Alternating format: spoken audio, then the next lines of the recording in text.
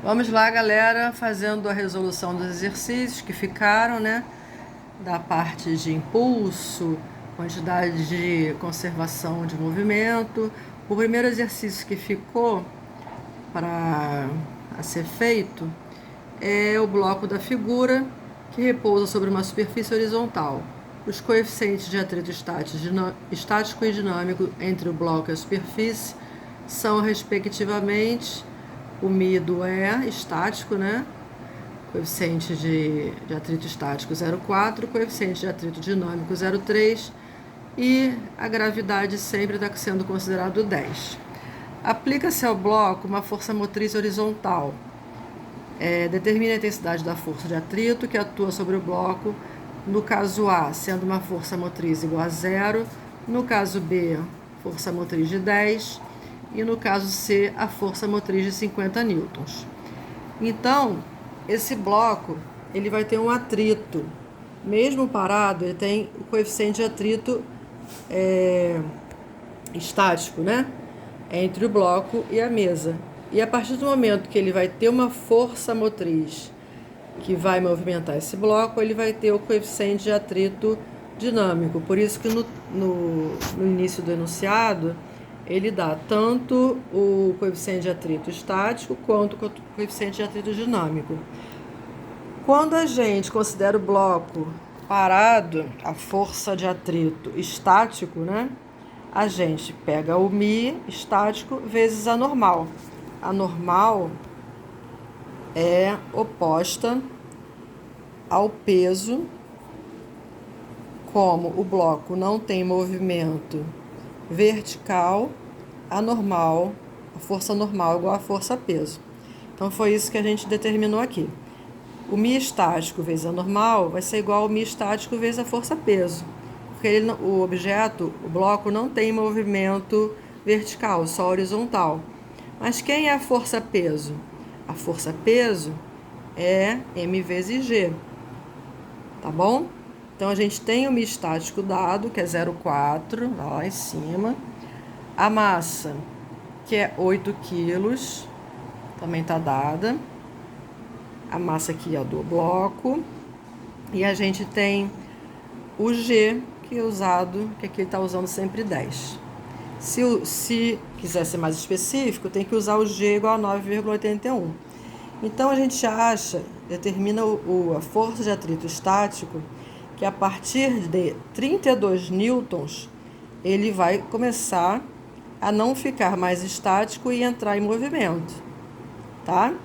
Então, se você quiser se você fizer a letra A, né, que ele pede a força motriz igual a 0, força motriz igual a 0 é 0, não está tendo nenhuma força, não está puxando o bloco e, consequentemente, a força de atrito também é 0, porque o bloco está parado.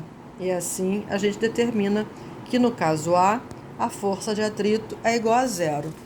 Já para iniciar o movimento, a força motriz precisa ser maior do que 32, que foi a que a gente achou lá na força estática, né? Que é o limite dele para ele entrar em movimento.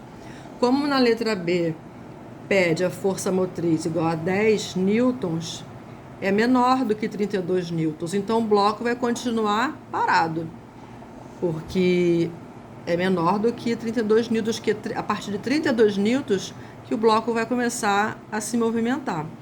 Então, a força de atrito vai ser igual à força motriz de 10 newtons, que o bloco está parado, tá bem? Agora, quando se pede na letra C a força motriz de 50 newtons, essa força motriz é maior do que 32 newtons. Então, o bloco está em movimento e o atrito dinâmico vai ser a força de atrito igual ao coeficiente de deslocamento dinâmico vezes a força normal, 0,3 vezes 80, né? Que é igual ao peso, o normal é igual ao peso, que a gente já achou o peso, que é 8 vezes 10. E a força de atrito nessa situação, onde a força motriz é 50 newtons, é de 24 newtons, tá certo? Já no segundo exercício que a gente pediu determinar o bloco da figura abaixo em repouso, sendo puxado por uma força de 30 newtons. esse bloco tem massa de 4 quilos e essa força vai ter um ângulo de 60 graus. Então, ele dá o Mi de 0,2, a gravidade de 10, seno de 60, cosseno de 60. Ele está pedindo a aceleração adquirida pelo bloco, velocidade e a distância percorrida pelo bloco após 5 segundos da aplicação da força F. Como a gente tem um ângulo de 60 graus, a gente vai ter que decompor essa força, tanto no eixo X quanto no eixo Y. A força normal é igual a força peso, o bloco não está se movimentando verticalmente, ele está se movimentando somente horizontalmente. E a força contrária ao movimento é a força de atrito, tá bom?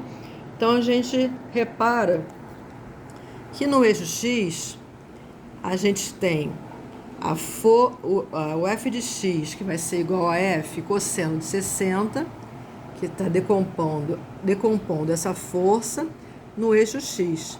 Quem é Fx? É F cosseno de 60. E a força inversa ao F de X vai ser a força de atrito. Então, para a gente determinar a força de X, a gente acha F cosseno de 60. A gente sabe que a força F é 30, cosseno de 60 é dado é meio. Então, tranquilo, a força de X vai ser 15 newtons, tá? E quem vai ser a força de Y? A força de Y, aqui na decomposição da F para Fx e Fy, vai ser F seno de 60. A gente sabe o valor de F, sabe o valor de seno de 60, igual a 24 newtons. Agora, no eixo Y, a gente vai ter a força-peso, que vai se igualar a normal, mais a força Y. E quem é a força Y? F seno de 60. Mas o bloco não se movimenta na vertical, somente na horizontal. Então, o que a gente sabe? Que o peso mg vai ser 4 vezes 10, 40 newtons. A força normal, né, fazendo a resolução a partir dessa somatório de forças, que aqui o peso vai ser igual a normal mais o F de Y. Então, o peso é 40, a normal a gente quer descobrir, e o F de Y a gente já descobriu aqui em cima, que é 24 newtons, tá legal? A gente determina a força normal e descobre o que ele quer saber, que é a força de atrito, que é essa força contrária ao movimento no eixo X, que é o Mi vezes o N. O Mi é dado no exercício, o N a gente acabou de descobrir aqui, 16 newtons. Então, a força de atrito contrária ao movimento é 3,2 newtons. Então, de acordo com a segunda lei de Newton, força resultante é igual a massa vezes a aceleração. Quem é a força resultante no eixo X? Vai ser o F de X menos a força de atrito igual a MA. Foi o que a gente fez aqui embaixo. F de X menos a força de atrito igual a MA. A gente já sabe o F de X, já sabe a força de atrito e já sabe a massa, determina a aceleração do problema. Como a gente determina a velocidade? Usando aquela fórmula antiga lá do início da Física 1, que é a velocidade final igual a velocidade inicial mais aceleração vezes o tempo. A velocidade inicial, o carrinho está parado, né? O bloquinho está parado, 0. A aceleração, a gente acabou de descobrir, que é 2,9. Ele diz o intervalo de tempo que ele quer, que são 5 segundos, está todo mundo na unidade correta. Então, a gente determina a velocidade, que é 14,5 metros por segundo, tá? Para determinar a distância, a gente já vai usar essa outra fórmula aqui, que é a velocidade final ao quadrado igual a velocidade inicial ao quadrado mais 2 vezes a aceleração vezes a variação da distância. Justamente o que a gente quer descobrir é a variação da distância. A gente sabe que a velocidade final é 14,5, acabamos de achar, ao quadrado é igual a velocidade inicial, o bloquinho está parado, 0 ao quadrado, mais 2 vezes a aceleração que foi já descoberta e o ΔS que a gente quer saber. Fazendo os algebrismos, a gente descobre que o ΔS é 36,25 metros, tá?